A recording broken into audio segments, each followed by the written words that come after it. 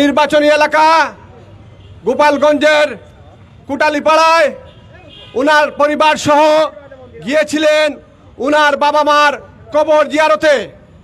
স্বৈর শাসক গোষ্ঠী স্বৈরাচারী শেখ হাসিনা দেশ থেকে পালিয়ে গেছে। তার প্রেতাত্মারা বাংলাদেশে বসবাস করতেছে। গতকাল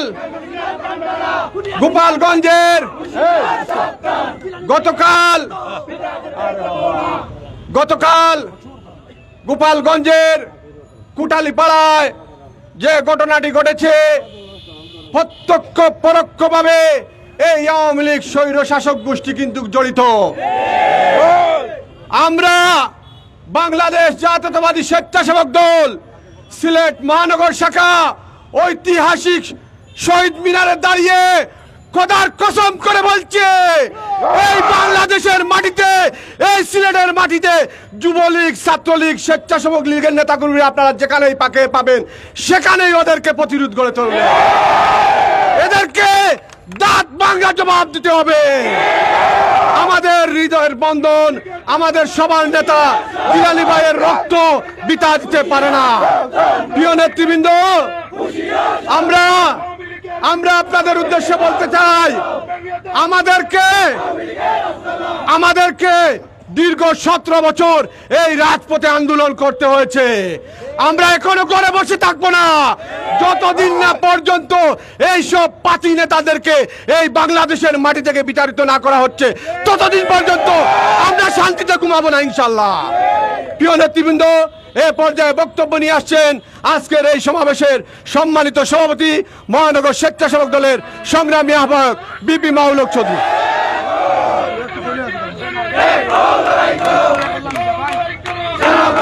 বিসমিল্লাহির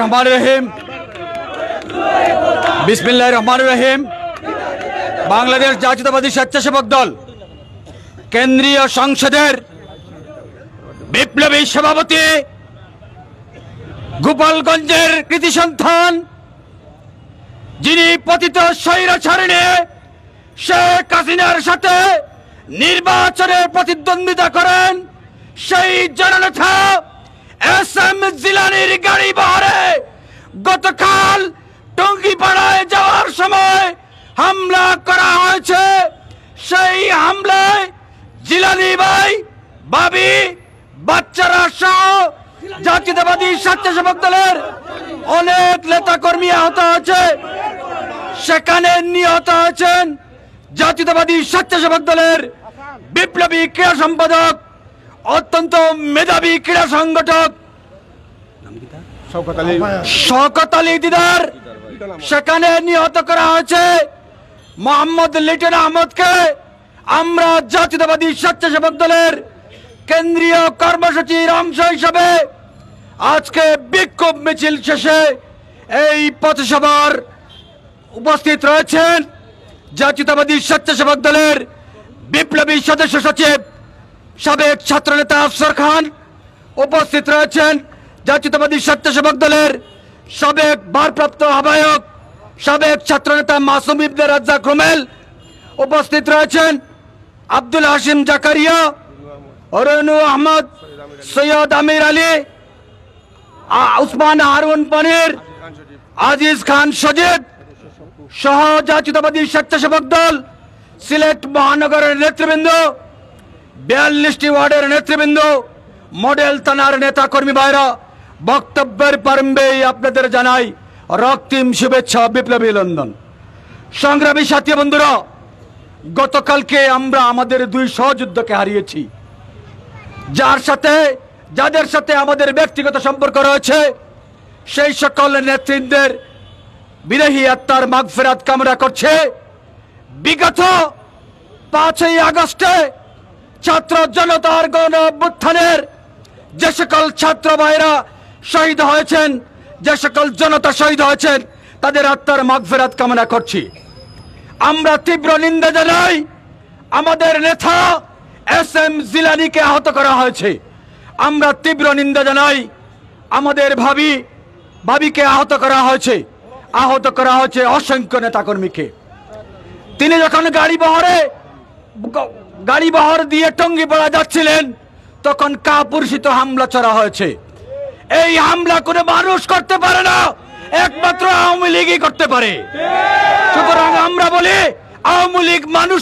আমরা পরিষ্কার ভাষায় জানিয়ে দিতে চাই, এই সিলেটে আওয়ামী লীগ পতিত স্বৈরাচারী শেখ হাসিনার বেতাত্তারা যে যেখানেই পাবো সেখানেই প্রতিরোধ গড়ে তুলবো ইনশাআল্লাহ।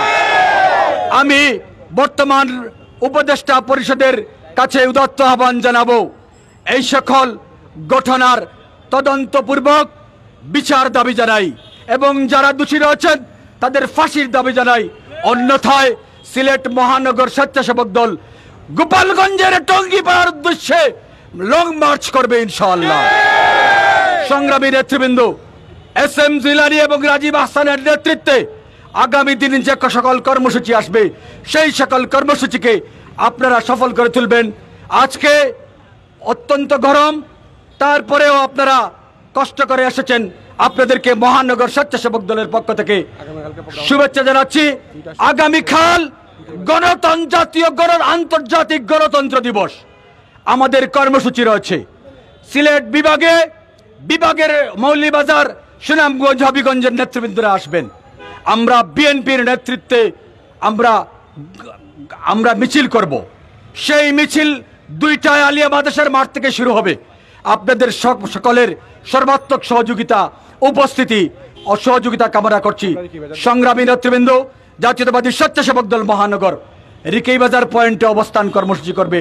আপনারা ঠিক 2টার সামনে, 2টার আগে সকল ওয়ার্ড, মডেল থানা এবং মহানগর নেতৃবৃন্দরা উপস্থিত হবেন এবং ইনশাআল্লাহ আমরা এই বাংলার মাটিতে SM জিলানীর রক্ত বৃথা যেতে পারে না। এই বিচার হবেই হবে। এই পতিত স্বৈরাচারী শেখ হাসিনার বিচার হবে, ফাঁসি হবে ইনশাআল্লাহ। আমরা সেই আশাবাদ ব্যক্ত রেখে দেশনায়ক তারেক রহমানের নির্দেশনায়, দেশনায়ক তারেক রহমান বিদেশে রয়েছেন, উনার মামলাগুলা একে একে ষড়যন্ত্রমূলক মামলাগুলা শেষ হচ্ছে। আমরা আশা করি শীঘ্রই আমাদের নেতা তারেক রহমান বাংলাদেশের মাটিতে আসবেন। আমরা আবার গণতান্ত্রিক সরকার পাবো। একটি নির্বাচনের মাধ্যমে গণতান্ত্রিক সরকার প্রতিষ্ঠার আগ পর্যন্ত অতন্দ্র প্রহরীর মতো জাতীয়তাবাদী স্বেচ্ছাসেবক দলের সকল নেতা কর্মীদেরকে রাজপথে থাকার আহ্বান জানিয়ে আমি আমার বক্তব্য শেষ করছি। আল্লাহ হাফিজ। বাংলাদেশ জিন্দাবাদ। জাতীয়তাবাদী স্বেচ্ছাসেবক দল জিন্দাবাদ। দেশনায়ক তারেক রহমান জিন্দাবাদ। দেশনেত্রী বেগম খালেদা জিয়া, শহীদ জিয়া অমর হোক। আমাদের 2 ভাই লিটন এবং দিদার ভাইয়ের আত্মার মাগফিরাত কামনা করে